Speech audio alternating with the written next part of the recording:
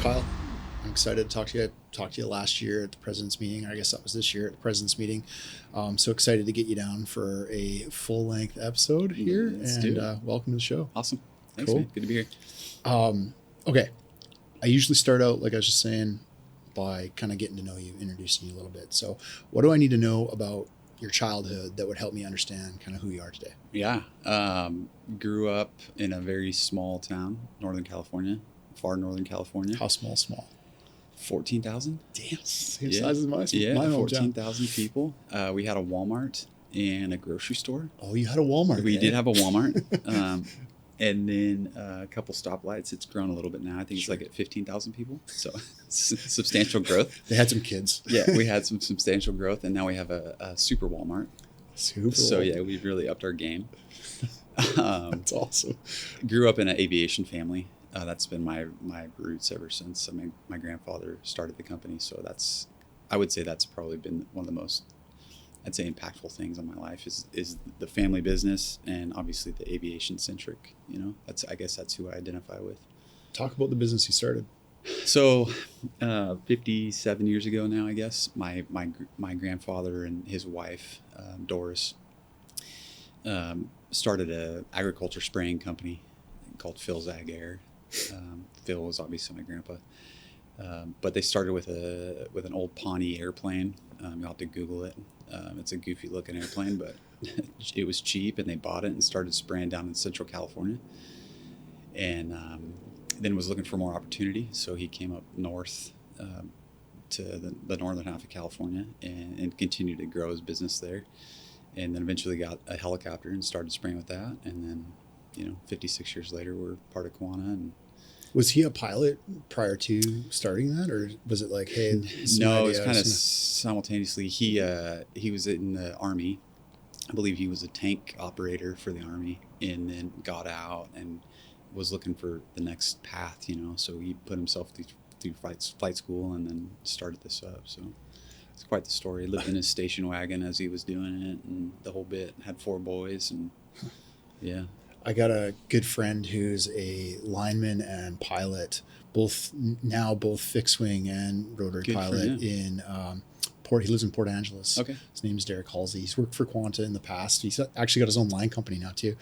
But I was always like super like envious. Not envious isn't the word, but really loved the lifestyle that he was living at the time when I met him.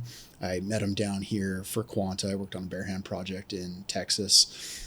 And I met him on that project, and it was so cool. He'd talk about like being a lineman and flying planes. He was like, I go home, and then he's like, I just chill for a while. He was just living with some buddies in a house that they all bought together. He's like, I'm a pilot, I'm union lineman, so I just fly to California, sign the books, go to work. Yeah, go to work. My only wheels were my plane. Yeah. Just a cab everywhere, and then go home. Like it was just like nomad. A wicked life. It sounded awesome. So, I mean, believe it or not, I probably know, I'd say 7, 8 linemen that are pilots. I really do think there's a lot of translation there as far as like operating machinery. Yeah. I mean, it's not rocket science. Like good operators, whether you're driving a Bobcat or a boom, like they usually are pretty good pilots. It's on my bucket list. It's been on my bucket list for a while. I had to go to Everest first. Did that. I think next. Did you go to just base camp? Just base camp. Just base camp. 18,000 feet. Dude, how long did you stay there? Just overnight. Yeah. There's a little, I guess call it a village or whatever. Yeah. About 2 hours before base camp. And that's where you actually stay. It's about the same height, but I had to go higher. So I went up this little mountain right outside of the village called Kalpatar, just to get a better view of Everest. But I've said it before on the pod too, but like elevation, I don't know how much you've spent time in like elevation, but elevation is like no joke. Oh, like altitude, like it catches you fast. It's fast. So I'm not going to say I went to 18,000 feet, but yeah, we just did a run in Bozeman, Montana. It was like 6,500 feet. Oh yeah. And I live at sea level. Basically, I live at 300 feet. Yeah. I mean, and you probably did that in one day too. Like you just went from just sea went level there, there, tried to run 14 miles. Yeah. The first 3 were pretty rough. And it's extremely noticeable, like right away. Oh, like a kick in the mouth. Yeah. So was it everything it cracked up to be? Everything. So I always had hopes and dreams of climbing the biggest, tallest mountains in the world. And then I had kids and I had to park that dream because it felt selfish to go to Everest and die on a mountain somewhere on the planet when I had kids, right? I can see that. Like, I don't know. It's just the way I felt at the time. And so I kind of parked it, and then I got deeper into my line career, and I was doing risky stuff anyway. I'm bare hand lineman, HEC work, all that kind of stuff, right? And so then I was like, I'm at this point in life and I'm like, I got to get to Everest. I just got to see it. That's right. I just got to see it. So my girlfriend and I went, and definitely wasn't in the shape I should have been, but good enough to do base camp. But like got to base camp and you can just see the top of Everest because all the other mountains around it are freaking huge too, right? So from base camp, you can only see the top, and it was calling me. Like, it's definitely like, come on, man, I'm right here. Like, you're here. It's just right there. It's crazy because that spot, like, you're literally the end of the world. It feels like.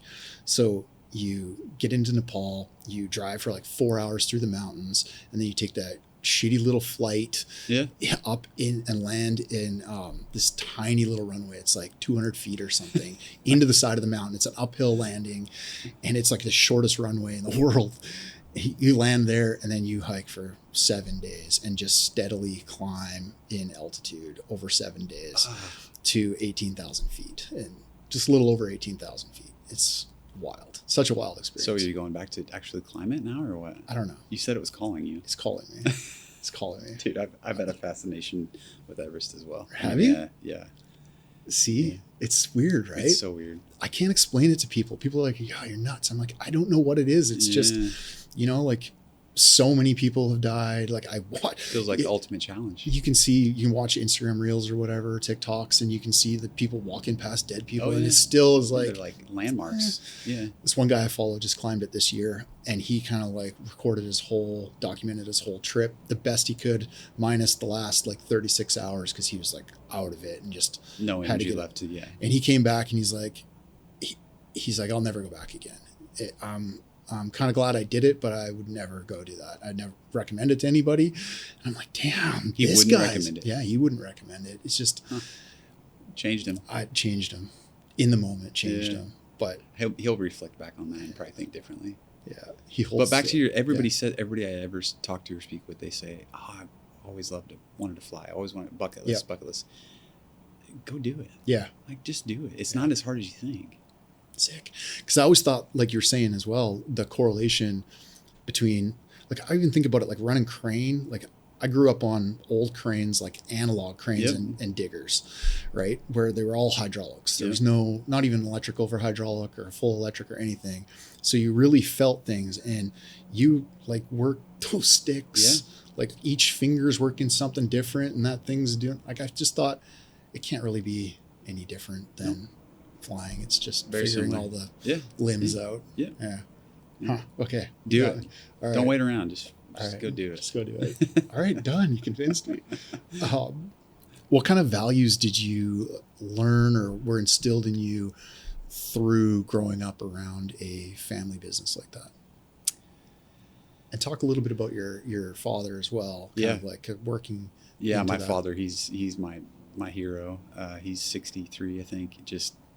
He's my best friend without a doubt. And I think we all as humans, we don't realize, the values that you asked about until you're later on in life. And shoot, I still got a lot of growing up to do too, but got 3 kids of my own. And that's, I think, when you really start to look back and be like, well, what do I want to instill on my kids? And I think a lot of it is you can't fabricate that.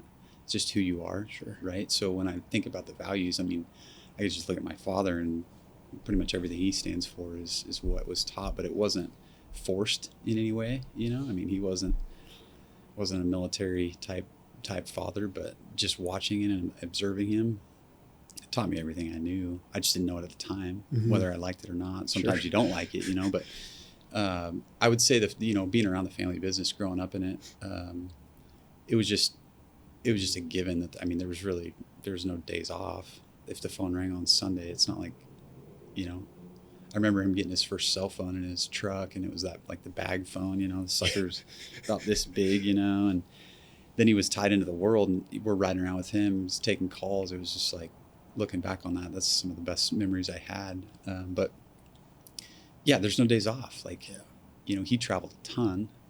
I mean, he'd leave for a month at a time, and us 3 boys are saying bye to him. And it's like, I look back on that now, and now I'm in the same boat, you know, and it's just funny how life happens like that. And, and it really creates who you are today. Yeah. You know? So I got similar story, like on the line side with my father owning a small Powerline company, just growing up around it. And it was never anything that I wanted to do as a kid, because I don't know, just grew up around it. But then as soon as I got that opportunity, it was like, okay, I take this. This is dope. And then it seems like everything from your childhood just like catches up with you in that moment. And you're like, okay, let's go. I'm still waiting for it to catch up with me. But the flip for me was, that's all I ever wanted to do. Sure. I mean, how did you know? And when did you know? Since I can remember. Yeah. I've always wanted to fly. That's the thing with kids and like cool machinery. Well, you'd think, right? But I have 2 brothers who didn't want anything to do with the family business. They both work there now. That's all I ever wanted to do was fly. The more business side of it, or what? My twin brother Seth, he's the brains of the operation. The guy is brilliant. My older brother Justin is the mechanical one. He runs all the maintenance for Quanta Aviation. But yeah, ever since I can remember, I wanted to fly helicopters, build power lines. That's what intrigued me. You know, they still do. I mean, we do a ton of firefighting and other industries, but for me, I remember hanging my first dead end board with a helicopter. It's in San Jose, California, out of the Metcalf sub.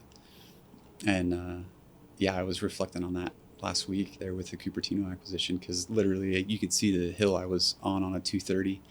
And I won't say the contractor who we were working for, but it was just overwhelming at the time, right? You got a 30-foot dead end ladder with hoists hanging all over it. I was 18, you know, like, what the hell am I doing here?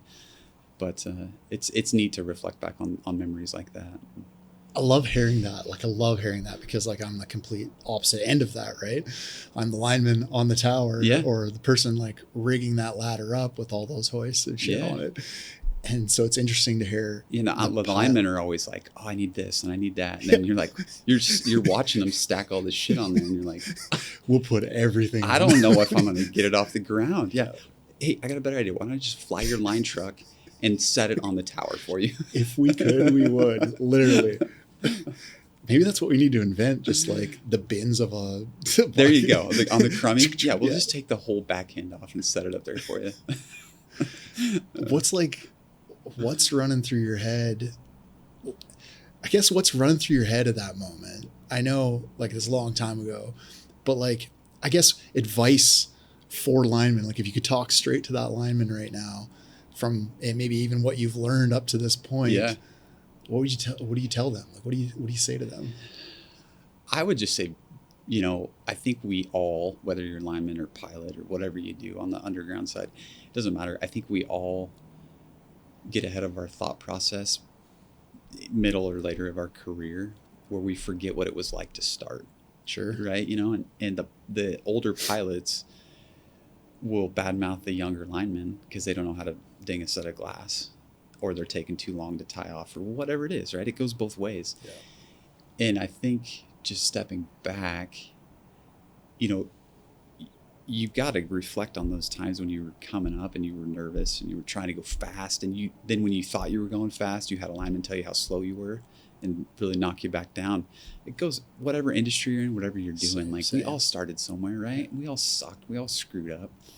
But I think we just get such a fast pace. It is a fast paced life, and it's a fast paced business we're in, that we forget that, you know? So my advice, I guess, would just be to, you know, reflect back on the first time you were climbing a tower, and the other guy next to you that was middle of his career just, you know, flung up that thing, and you thought you were doing pretty well. It's the same thing. Sure. You know? So interesting. Work through the transition with the business into like Rotary and building this aviation company. Yeah. So my grandfather had 4 boys. 3 of them flew, and they started flying, some in high school, just like myself. They got their first helicopter, started spraying with that, and then started getting into the kind of firefighting side of the business. And then it wasn't until one of my older uncles went out and set a pole for Pacific Gas and Electric, was our first customer there. And basically, I mean, at that time, I mean, now we're talking, what, 30 plus, almost 40 years ago. It was kind of happening in pockets around the U.S. and the world, but not like, obviously, like we see it today. And he was probably early 20s, if that, and young whippersnapper that said, well, I can set that pole for you with the helicopter. And the story goes that they said, yeah, no, there's no way you can. Sure enough, and then the rest is history. So then they just steadily grew from there. What machine did he use? That was in a Huey, UH-1H. Yeah. Huh. Yeah. We called it Chitty Chitty. Chitty Chitty Bang Bang. But it's full of holes still, or what? We sold that one off a while ago. But yeah, it was, I mean, literally, I mean, it's Vietnam era Huey. Sure. It just was a workhorse. That's a tank. Awesome. Yeah, so cool. It's neat. It's neat hearing that. I love that helicopters have come into the industry. I think I've always had like kind of mixed views on the use of them, and do they need to be used in some scenarios because of the risk? So like maybe talk a little bit about like safety around the helicopters, around, using them. Yeah. I think that conversation needs to be had, and I think it should always be in everybody's mind, not just on the line side. It should be on the aviation side too. And I think we're seeing a shift in the cowboy way of flying, if you will, and on the line side too. Like the line side's matured right along with the aviation side. Because I mean, when I started out, 18, I mean, I learned some horrible habits from my dad and my uncles. I mean, I look back now and I'm thinking, but that's all they knew. Yeah. So it wasn't anything, and it's just what they knew. They especially learned from since their dad, like if you're like dusting's different than working with a utility, right? Like, slightly different mindsets. Yeah, for sure. But, I think we're seeing a side now where the pilots are questioning if that's the best use of using the helicopter, which is crazy, right? Because that's how we make our living, or they get paid to fly. And then they're like, well, can't you just drive the truck there? Yeah. Which told me that we're really starting to see a shift in the industry, because now it's for the safety of the men, the good of the order, and cost too. Like helicopters aren't cheap. There is a huge savings there when you're, flying guys. Place and time. Yeah, totally. So I think we're getting smarter and more mature as an industry. And when I say that, like when you think about the power of Quanta with the aviation fleet they have now, I mean, they're working together nicely, and making the right decisions. And then sometimes there's decisions that are out of your hands where like you have to use the helicopter, even though you could drive a crane or a bucket truck right there. You can't for environmental or a house or whatever it is, and you got to use the helicopter. So it's just having another tool in your tool bag instead of just a crescent wrench, So time and a place. I love it. Like, I think, like you said, I saw a lot of cowboy stuff in the last few years. I haven't noticed it as much anymore, like you said. Oh, it's out there. Now that you mention it, yeah, it's still out there, but I haven't noticed it online as much anymore. But I just felt like linemen, straight out, call them out. We're just getting like super lazy. Like, why would I climb that? Why would I? You can walk right there and climb it. Why would I do that? I'll just fly up there. Yeah. I was like, I think that we can't get in a lackadaisical state where we just say that, the helicopter is going to do everything for you. But I think there is a strong argument that if it's a 200-foot tall tower and you got 6 guys to climb up there, you think about time and exposure, there's exposure at both, right? So like a guy could fall or drop something at you could fly with the helicopter and something can happen too. So it's risk reward, but I do think that I think the playing field is definitely getting leveled as we look at that and exposure, because the risks are just too great, right? The linemen know it, the pilots know it. Like, we can't be out there taking risks anymore. Yeah, we're taking risks enough. It's just mitigated risks. It's calculated risks. Yeah. What has what has aviation taught, aviation coming into the line world? What have you guys taught linemen, and then what have they taught you? Like on the safety side of things. Yeah, great question. I think that the aviation is very black and white industry. Obviously, it has to be. Yeah. There's checklists for everything. Yeah. You don't do step B before you do step A, or you die type deal. Yep. Which isn't always necessarily the right way to approach the line side. So I think, the line side you could take two different crews and say, go reframe this pole, and they're going to do it diabolically different, not even close to doing it the same. The end result's the same, and the pole's framed and it's up and everything's good, but two different line or two different foremen are going to do it completely different. So I think the aviation has taught the line side to be a little bit more programmatic and structured. In the inverse, I think that the line side has taught the helicopter industry to be a little bit more flexible, as far as we know that we have to get the wire in, but we got to think differently. And I think we see that, some pilots really succeed when their mind is a little bit more open, because you think about the training of like the military as a whole, and then the aviation and military, they are so regimented, which is, they have to be. They're going to go out and fight wars. But if you are too regimented in the line world from the aviation side, like, we don't see that high success with those guys, because they can't move and adapt, and your environment's constantly changing. You know what I mean? So it just got me thinking about on the training side for the aviation side. It seems like aviation's constantly innovating. Like, they're always doing something that's new. Like coming to work with a utility, most of the things you're doing is like a lineman saying, "Hey, could you do this?" And you're like, "Okay, has it been done before?" kind of thing. Yeah. I know now it's you're probably into a flow where, like, you've done, it's like setting a pole, right? Okay, yeah, we set poles now. What can we set? So, but you're constantly like pushing, I don't know if the limits is the right thing, but you're just pushing innovation and doing different things. How do you approach training pilots, I guess, to work in those environments? I think the industry demands it more. Quite frankly, when you look at like commercial aviation, they got to a point, I don't know all the stats, but like they basically said, we cannot afford to kill people anymore. Can't afford it. Yeah. So they locked it down on the safety and training so much that essentially, like, the risk of commercial flying is extremely low, right? So I think that's what drives innovation, especially in the helicopter side. Like, we don't want to hurt people, right? So I think that's the ultimate driver for us. We don't want to hurt linemen. We don't want to hurt pilots, So even if we have to look at something and be like, that may be a little less efficient, in the line world, I think that they would say it's less efficient. We're not going to do that. I think that's changing now with like the buck squeeze and stuff like this. Like, maybe it takes longer to climb a pole, but you're not going to fall off it. Yeah. So we're accepting those things now, where I'd say 5-10 years ago, that wasn't accepted, because it was like, well, it's going to take me longer. The risk didn't outweigh it. Yeah. Now I think they're pretty even. Where I think on the helicopter aviation side, I think we've always approached it that way, because the ultimate goal is to stop hurting people. Yeah. Interesting. I think you're right. I don't hear much on, like, I just like read the comments or whatever, right?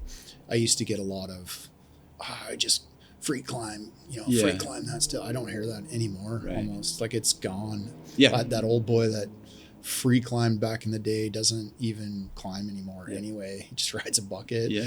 Yeah. Totally. We saw that with like the 100% tie-off roll with the helicopter side. We used to land guys on the towers. They'd unhook from the helicopter before being hooked up to anything. And that's how I grew up. Yeah. And then they implemented the 100%. And then even on the skid too, you guys would step off your skid without being attached to anything. That was how I learned. So it's just, I think back to when we built a house, my wife and I, 12 years ago. And we were in our county. We were one of the first ones that had to have fire sprinklers. And I'm thinking like, come on, And at first, every time I went into a room, I'd look up and be like, son of a gun. But now you just, it's like smoke alarms. You don't think about it anymore. I don't even see them anymore. They're just, everybody has them now. Yeah. I was involved with, one of the first jobs where HEC was used in the utility world in Canada.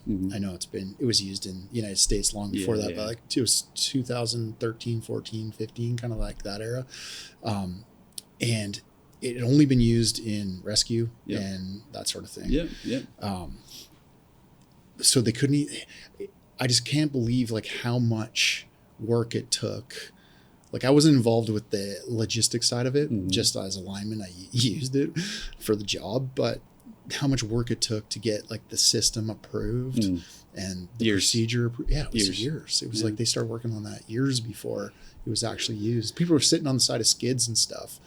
That's doing that sort of work in the Powerline industry, but never like hanging on a rope on the bottom with and actually doing work. But it was really cool because once we started using it, we all of a sudden became the experts in it because, in search and rescue, you're using this procedure once or twice, in the mountains, whatever, once or twice every couple months. That's right. But we're doing it like 100 times a day. 100 times a day. And everybody's doing it 100 times a day. And then there's like constant rotations, like using the line for all the tools and equipment and all that kind of stuff. Talk about bringing like, because the HEC program's kind of changing too, right? If I'm not mistaken. Like in Canada, when we approved it, we got to use a twin engine for that sort of work. And it's not that way in the US, but is it coming in the US? I know there's lots of like drama around that. Yeah. Right? I mean, every other nation in the world or every other governing body requires twin engine to do HEC other than the US. To my knowledge, I could be totally wrong there, but the vast majority of them do. It's back to the safety type, risk reward, when to use it, when not to use it. There's instances in Canada that using twin engine is actually less safe than using a single engine. And you talk about Everest or altitude. So again, not to get into an aviation lesson, but go ahead. I mean, 2 engines is not always better than one. And I may get tarred and feathered for saying that, but it's true.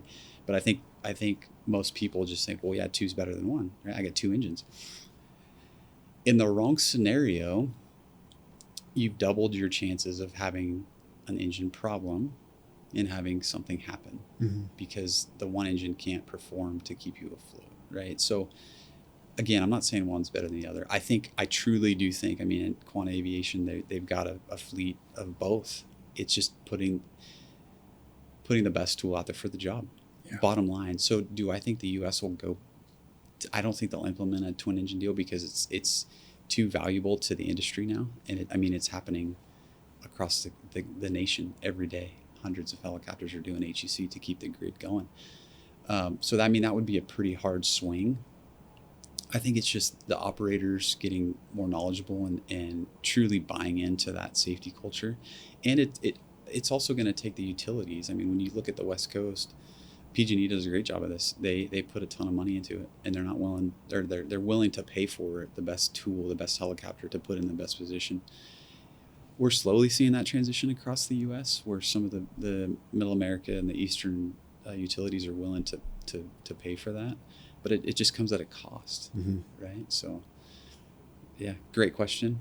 We could debate that all day.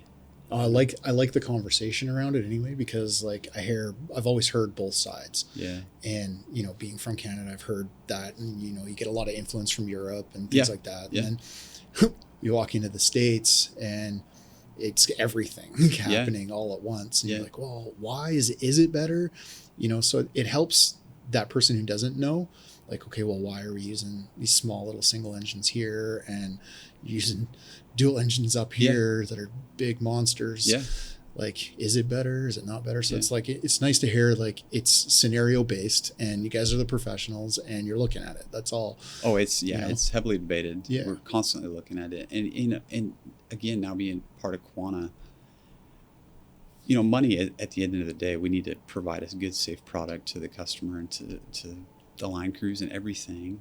It does come at a cost though, right? And you can't just turn it on overnight because nobody's going to pay for it, and then you're not going to have any work. So it is a slow transition, but I will tell you, I mean, we are seeing the transition, which is exciting. Yeah. We'll see that in our time frame, you know. So. Yeah.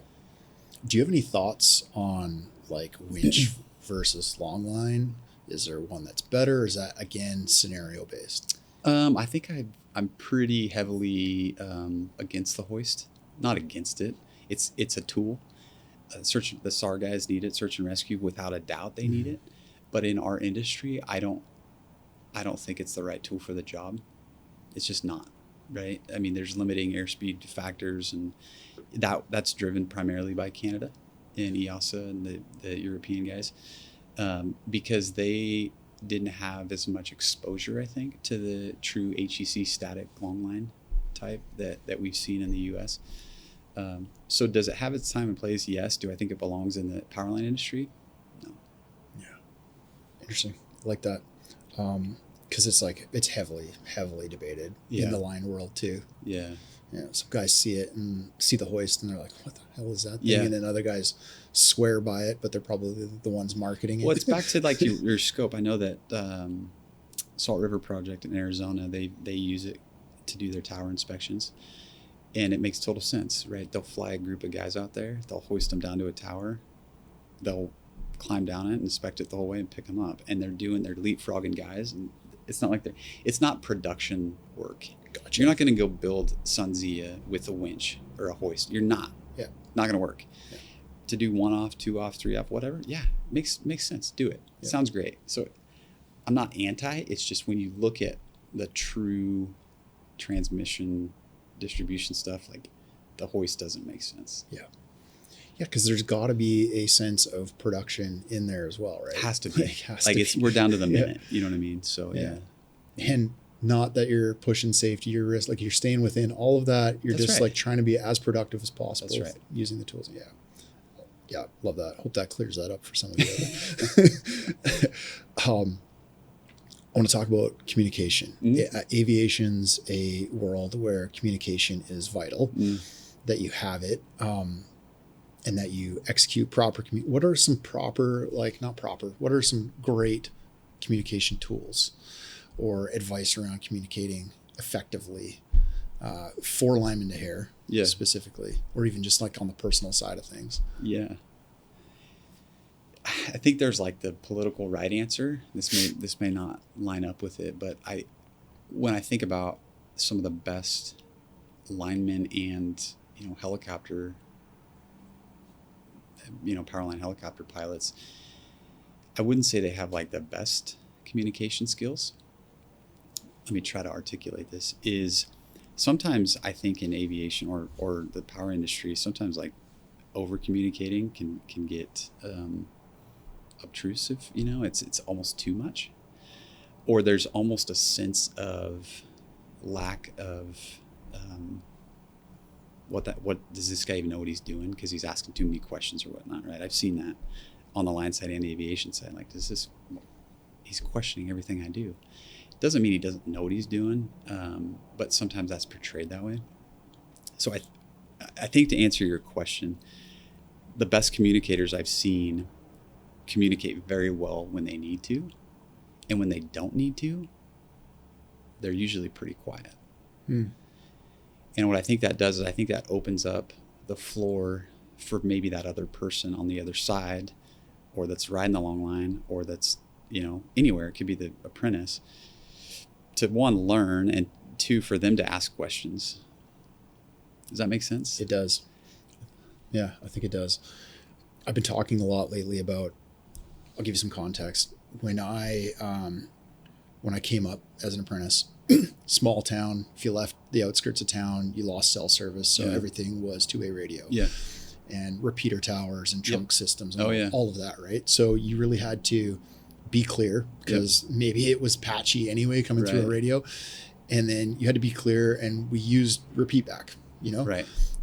And I kind of brought that into the rest of my life too. And I'll communicate with somebody like, okay, just to make sure that I'm hearing what you're saying. It's like three-way communication. Yeah. Yeah.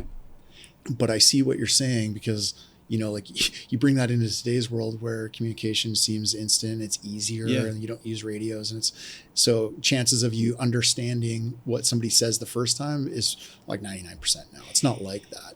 It is, I guess, to summarize that is like, if you think about building power lines or in the line trade, you know, we all, again, back to that, we all know like the end goal, I need to bring this guy to the tower. Well, like the guys that I've seen struggle the most, they ask a ton of questions. They know they need to take him to the tower. Like a lot of that picture is going to become more clear as you get closer. If he told you one thing and you don't know what he's talking about, like just give it 30 more seconds because it might make sense. Sure. But the ones on both sides, pilots or the linemen, that are just like, whoa, it's like, dude, just like, wait a second. The whole picture will make sense. Then it'll be burned into your brain, and then you actually learn something. Right. So again, communication, you got to talk through with communication, duh. Yeah. But I have seen people overemphasize the words instead of, you know, just taking a look. Yeah. I think we can also do a better job in the pre-planning and then the tailboard, tailgate, whatever, pre-job. Oh, yeah. I mean, a lot can we've came a long ways in the old pre. I mean, again, I don't want to sound like the old guy, but yeah, I mean, growing up, there was no tailboard. Yeah. Literally, you'd fly into a job and not even shut the helicopter down. And they'd be like, yeah. Just point to the power line and be like, okay, yeah, well, we'll get rolling here. Don't know their names. Don't know what towers or numbers. Nothing. I mean, nothing. Yeah. Yeah, it's crazy because like within the Quanta world, yes, like that's like so far in the past. Mm-hmm. But there's still so much of that out there and so many people that listen to this. Like I've got questions like, hey, do you think it's a good idea to have AED program? Oh yeah. I'm like, I mean, I don't know, Quanta saved like 50 lives. Yeah, probably. I'm like, yeah, it's probably something that you should talk to your boss about. They should at least have one available somewhere, you know? Yeah. It's kind of like those, but that's what you're still dealing with out there. It's like people are using these machines and not like knowing what they're doing, setting up for it, you know, like pre-jobbing it, you know. Oh, I know. Is there any advice around that? Like what a good pre-job looks like? Like what are you looking for? What should pilots be asking linemen? Linemen should be asking pilots. They've came so far. Like the tailboards. What's a dumb question for us? Like that you want linemen to avoid asking? None. Okay, I mean, good. honestly, like there's, again, it's cliche, but there are no dumb questions when it comes to line work or aviation work. The similarities, I know that linemen are probably like, yeah, right, and pilots are like, yeah, right. The similarities, they're all over the place. Yeah, they're all over the place. Like, they have to have aligned mindsets, or else those are your best jobs, right? So linemen will never be pilots and pilots will never be linemen. And I think having that mutual respect, that's when we really see these jobs just take off. And those are the funnest jobs to be on. Yeah. When I was out flying every day, like, man, when you felt like you were part of the crew, I was never a lineman. Never have been, never will be. But when you feel like you're truly part of that crew and you're bringing them bells before they even ask for it, that's the not over communicating. Like, I know that he's going to need a set of bells, and I can see his hoist. I see the slack in his bells right now. I'm going to go get him a set of bells. Yep. And then when he's turns around and you're sitting there with a set of glass, like, that's fun. Yeah. That is fun. Yeah. Yeah. And you know, those pilots that like, we love working with those pilots that thing is just in your hand when you need it. That's right. And it's there and you're like, how the hell are you doing that from 150 feet up there or whatever it is? Because that's what it feels like to be the other lineman on the crew, right? Like when you just like, if you break it right down, 2 bucket partners, 2 guys in a bucket doing a job. Sometimes it's like one guy's leaning off the side and he just has to reach back. That tool's in his hand, the right position. He just puts it on there and does what he needs to do. Never says a word. Yeah. He knows what, and it's the same way with great pilots. You're just like, boom, there's the glass and it's in my hand, or there's the tool, or like whatever. Your hands are tied up and you're just like giving signals with your head. Love it. And it's like millimeters. And it's like, okay, perfect. That's what I needed. I needed that glass just up a hair in order to make it click. There's nothing like it. Yeah. It's great chemistry. And that's what everyone should strive to achieve. Yeah. Super cool. Anything else on the communication side of how, even like on the personal side of things, like how you could develop and become a better communicator?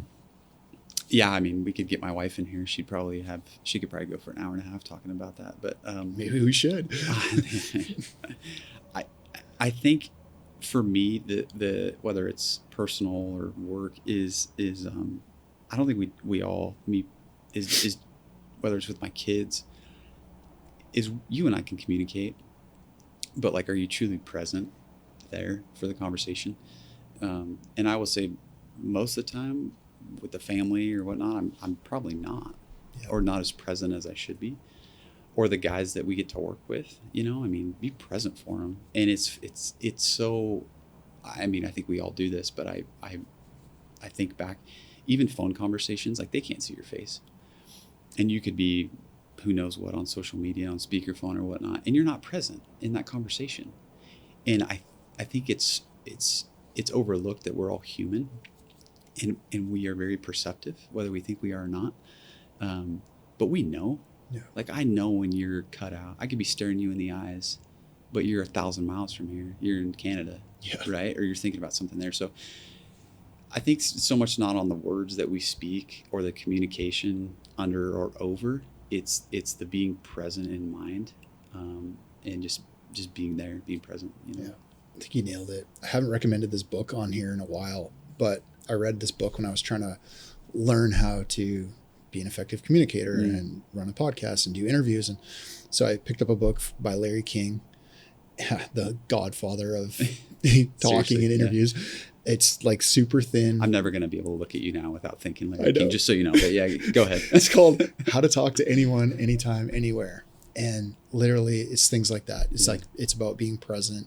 It's about like gestures and leaning into the convo and looking somebody in the eye and things like all these like little things that you've heard throughout your life, but he puts them all together in this like little book, and it's money. Like, it's amazing how much you can turn a convo just by being present, like locking into it. Totally. Don't be drifting away, thinking about something different. Like, it totally well, it's funny because you can't fabricate it. Yeah. Like, I can't sit here and be thinking about something else and be like, okay, I'm going to look him in the eyes and we're perceptive. Yeah. We're humans. Like, we get that. 100%. But next time if I come in here and you don't have like the Larry King lights behind you, I'm going to be so disappointed. I should do that. That would be legit. Yeah. I need to work on the voice. Yeah, super cool. What does a good leader look like to you? Oh, man. Obviously, it depends on what kind of men you're trying to lead, men or women. I think a good leader starts with humility, and people, they don't want to know what you've done in the past. Somebody told me that once, like, don't hire somebody for what they did in the past. Hire them for what they can do in the future. Which I think is there's a lot of wisdom in that. But I think that goes back to leadership. Whether you meet a guy for the first time or you worked with him for 10 years is, I think you always see in great leaders a sense of humility or humbleness around stuff that they don't know. And I look back to my father, who obviously is near and dear to my heart, but one of the most humble men you've ever met in your life. And there's guys that would, run through a brick wall for him, me included. But it's always been about like the mission or the purpose or the people. And I know that we all say that, but like him truly living that out and literally living with him and then working for him for, a decade. And just seeing that every day, and like humility will cover up a lot of faults as a leader, because it's from a true place, so. I actually love that. I think like if you make a statement and then you try to live to that statement, you're going to make mistakes. Totally. Or you're gonna have an opportunity, or you're going to deviate from some of those things that you say maybe are my values. But being humble enough to go like, look, I messed up here. I didn't follow what I said, but that does cover up that mistake, because you're just being open and you're being human about it. Yeah. So many people just try to cover that up. Yeah, I think that's back to the human side of it. Like, there's a ton of stuff that I get to do now with Quanta that like I have no none. Like talk about, batteries or data centers or even like the civil side. Like there's some phenomenal guys. They know this stuff. They live it every day and they're phenomenal at it. But I have no business, I can't get in the weeds on that stuff, but I know it, right? Like I know that I should like let them go, let the thoroughbreds run, like let them go, so that's, to me, that's what I grew up with. So that's my basis of knowledge there. High pressure situations. In aviation, you're thrown into high pressure constantly. It's like your job, right? It's like linemen. We're in pressure situations, having to make quick decisions and effective decisions constantly. But even in business, and now what you do with Quanta, explain a little bit about what you do with Quanta now, and like what you've learned or what you take with you from your background into what you do now, right? And how they relate. Right. A lot to unpack there. Sorry. So now I get to oversee the service lines of Quanta, which is pretty broad.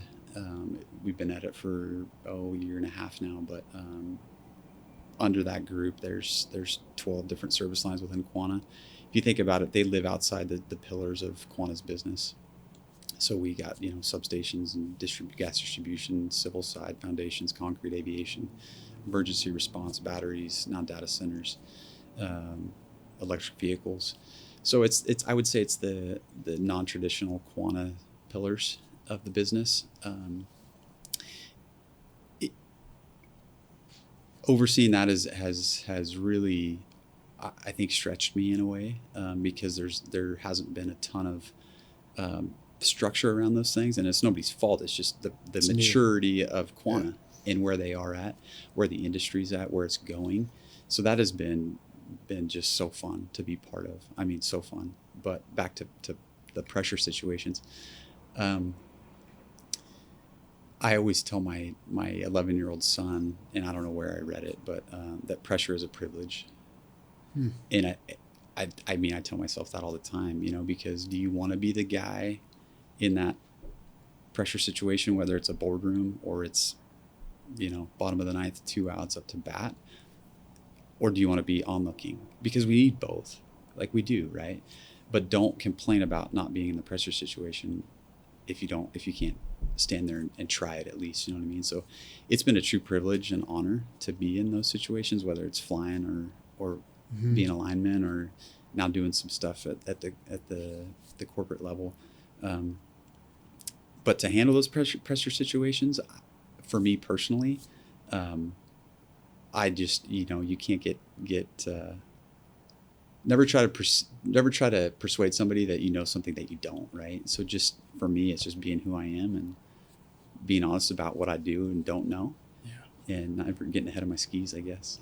I really like that statement of pressure is a privilege. I never thought about it that way. It's like, it goes back to gratitude almost, like just being grateful for whatever situation you're in, right?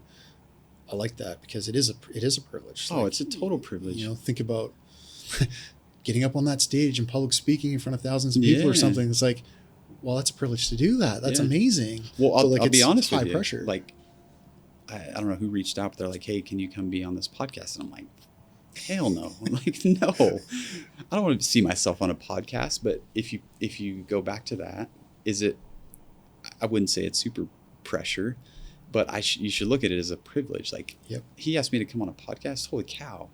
I mean, that's humbling in itself. Whether he uses it or deletes the whole footage, that's fine too. I don't know, but how cool is that? Yeah. So I appreciate it. Yeah. It's a privilege to have you. Yeah. What is the future of the industry looking like to you? Like, out of the things that you're managing and you got some oversight on now, just like the 30,000 foot view, give the listeners some hope, whatever, God, like hopefully they don't need hope. What are these? But like, they're stuck in the weeds. There's a lot of guys like on the end of a shovel right now going like, is there a future in this or not? Yeah. I get a lot of questions like, is this a good industry to get into? That sort of stuff. So, without a doubt. Yeah. I mean, to summarize it, the future is so bright. I think for our industry, it's moving at a speed that I don't think any of us truly comprehend how fast it's moving. I mean, we read the reports and the utilities and capital plans and all this stuff, and sometimes it feels overwhelming because it is going so fast, and you always feel like you're on your heels a little bit.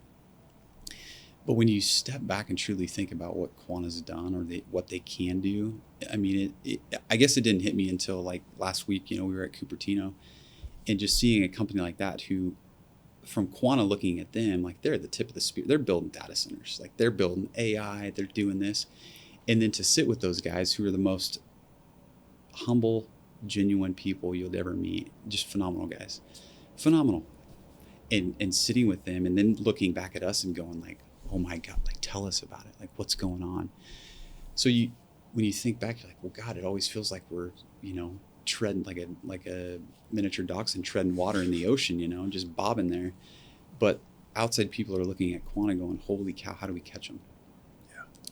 So I think we always have to have that mindset of like, no, there's always somebody right behind us, so we need to continue that and keep going. But it is, I mean, the opportunity for Quanta and the service line group is just, it's crazy. What sectors are the ones that are like, hey, pay attention to these ones over the next obviously years? Batteries. Yeah. I mean, batteries, Colton Austin's crushing it. He's leading up that for the service line group. Batteries with Quanta a year ago, wasn't much, it's probably $100 million or less. I think that pillar of the business will be $1 billion part of the business here in probably 2 years. Amazing. Like without a doubt. There's not a doubt in my mind it will be. Data centers I didn't hardly know much about data centers until the Cupertino thing. From a lineman standpoint, you should look into it. It's pretty intriguing when you think about all the conduit and the wire, the medium, the high, going into those things, and the power that it requires to run those data centers. It just blew my mind. I mean, it is staggering. That's the things that we hear on the streets, is like, you'll just hear like the politicians say something and it almost blows by you. Exactly. Like it something did for like, me. Hey, we need to double the electrical infrastructure. Double the load. Double the load. Wait, why? In America. Yeah, why? And you're like, if you actually grasp that for a second, you're like, what, wait? Yeah. Double it? Yeah. What are you talking about? It's taken like 100 years to get to this point. When are we doubling 7? this? Yeah. It's true. Yeah. But it's requiring so much energy. So that the data centers are, I think, we'll see that boom for the next 10 years. You'd have to. People don't realize it too. Like every time you look at your phone or you want to stream a movie or you sit down on your couch, where's that coming from? Yeah. Yeah. It's coming from somewhere, right? So when you think as a lineman, like what you're doing, you're not just on the end of a shovel. Duke said it best, but like building data centers and power to those data centers and doubling the load growth. The medical industry, like hopefully one day we solve cancer, probably through AI. I don't know, but the power had to get there somewhere. Like you're making a difference in people's lives, and I know it sounds kind of cliche or overreaching, but it's true. Yeah, it's so true. True. Yep. Yeah, it's the beginning of that, right? That machine doesn't work without the energy to do that. Yeah. Yeah. Crazy.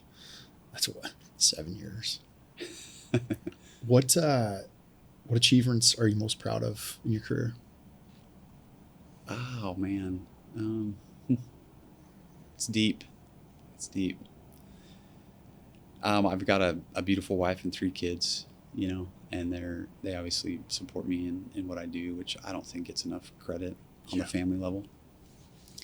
So I'm pretty proud of them. They're pretty good bunch. My 2 brothers and my dad are my best friends. So the relationships I've had with them are pretty special to me. There's not one thing, Ryan, that stands out that I'm proud of this. I think I'm most sensitive to the relationships that I made, both in the small town of Red Bluff and now here on the greater Quanta enterprise. Like some of these guys, like you can't have a better friendship than I do with some of the folks that I get to work with here at Quanta. And, some live in Idaho or Utah or whatnot. And I feel like I see them just about every week, but just like in the line trade, like they're your brothers, and it doesn't matter what trench you're in, whether you're flying or out there working or sitting in a boardroom, you're still in the trenches together. Yeah. So I wouldn't say there's one thing I'm most proud of, but I think that the thing I'm most sensitive to is those relationships. Well, I think you just nailed it. I ask a question sometimes on here. I think I asked Duke this question too. It's like, line work's notoriously hard on families. So if you can sit here and say, you know, your family and your relationships are your greatest achievement, like that's amazing, because not a lot of people out there have that. Yeah. And it's something that we can all work on. Yeah. Like 100% work on better. Yeah. Yeah, that's cool. That kind of ties in a little bit. A couple more questions here. I've been talking a lot about mental health lately, and I know I haven't prepped you on this one at all or anything. Fire away, dude. Like, it's such a hot topic. I've had like a lot of people, again, like, this industry is notoriously hard on families. It's notoriously hard on mental health, men's mental health. Being a man, you can talk about it as well.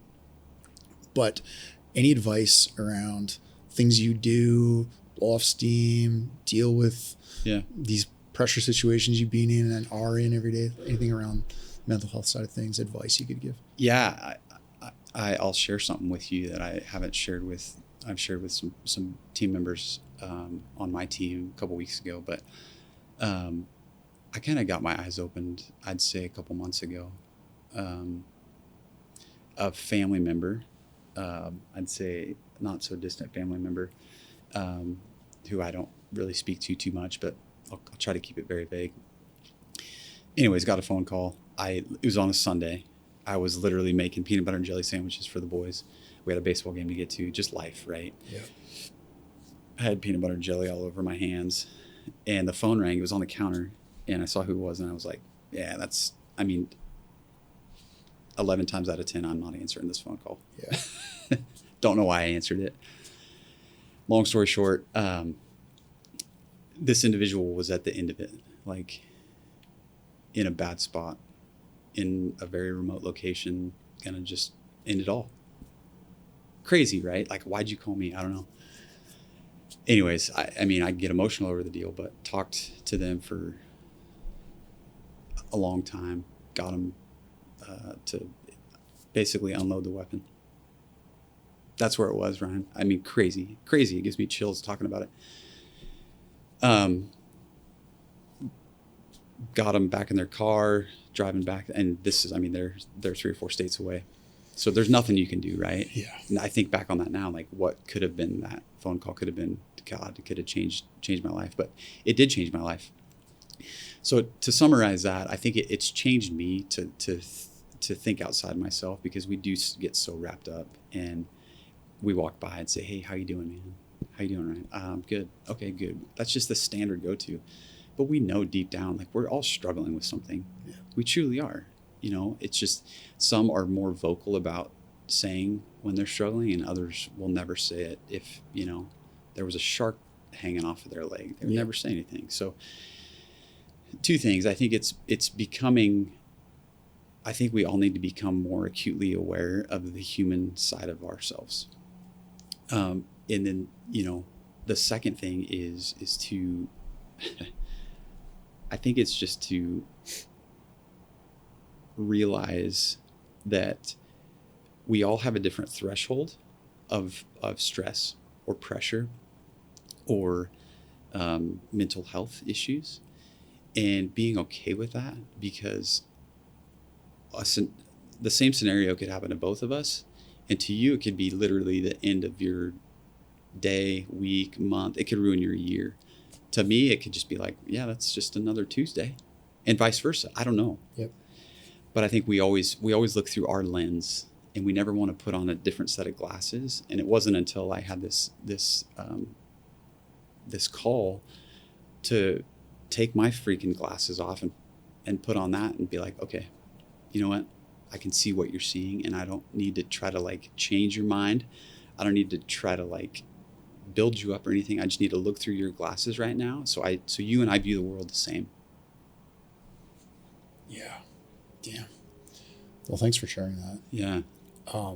Been in that scenario a couple of times, just from the volume of people I meet and have met, and the amount that I put myself out on the internet, and like I get this from like some strangers sometimes, like literally like just because they've listened to the show or they've seen like what I put out online, and I decide like sometimes I don't open all the DMs, and then sometimes I'll just like pick one. And I've had that scenario where it's really weird. It was just like the one I picked, and it was like, I guess we're jumping into this now. I was just sitting down to answer a couple questions about line work or something, and now all of a sudden I'm deep into this person's life, and I feel invested now. So yeah, I can relate a little bit, and it's but that's great advice. Like just checking on your brothers and sisters, like checking in on your family, like checking in on people. Take time sometimes to just answer that call or check that DM. I've had it sometimes too, like that call. I know that person, you're just like, I don't want to answer this call. This is going to be 2 hours. I can't get them off the phone ever, or whatever, like whatever the scenario is. But man, that would suck to like not pick the phone up. Yeah. Well, thanks, Kyle. Appreciate the conversation. Absolutely. I think there's tons of value in there, and have you back anytime. Thanks for inviting me. Pressure is a privilege. Bye, everybody. See ya.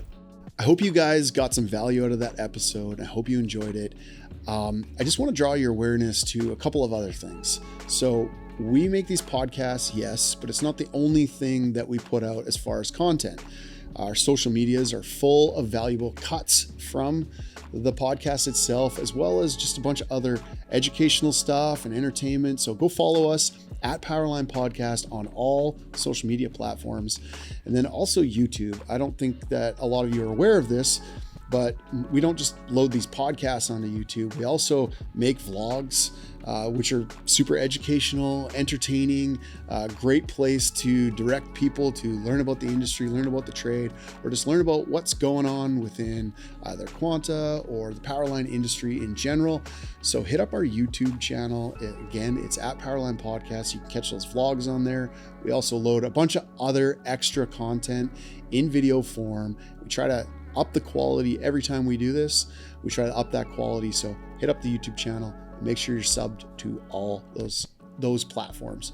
Appreciate you guys. Hope to see you again soon. We'll see you again soon. Peace.